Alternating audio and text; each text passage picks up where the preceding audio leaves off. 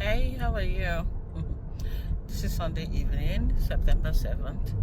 I remember something. I don't even know what I'll be posting it today, but let me just share. There is this family that sits close to us. You know how when this is your church and this is your worshiping community, you just have that one place you sit unconsciously, subconsciously, you just go and you go straight. You know people that sit by the right hand of the church or the left hand of the church, yeah, something like that. So there's this family we always sit close to. Every Sunday we are in church, and we have been noticing something. I thought I was the only one, and then I noticed that my sister too was noticing it. And I usually do not poke nose into people's businesses. I just let them do their things. But this is part of what, like, I teach. This is what we talk. This is one of the social concerns that we keep talking about when it comes to raising children. Their family dynamics is their first child is a boy, the second child is a girl, and two others after that first girl are girls. Then the last child is a boy. So this last child is a toddler. You know them, they don't sit in church. So every Sunday that we have sat close to those couple or those family, we know that it is the first daughter that always takes the child to the comfort room, spends time with them, and that boy can worry just like any toddler, right? They don't know why we are sitting down in one place for over an hour. They want to be moving around.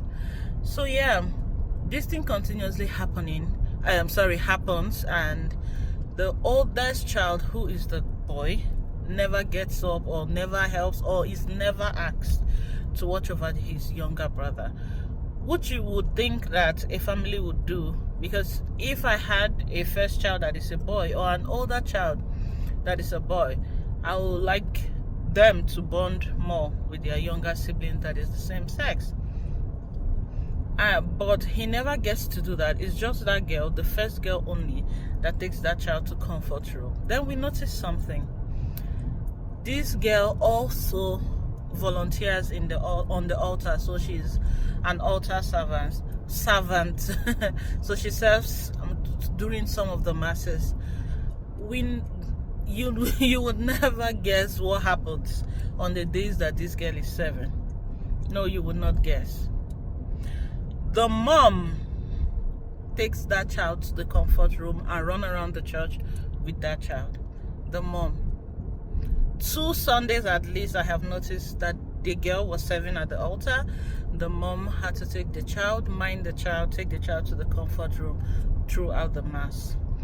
This thing is not alternated. It's not like, oh, this one take him there for 5 minutes, come back, the next person takes him there for 5 minutes. No, it is always either that girl or the mom on the day that she is serving.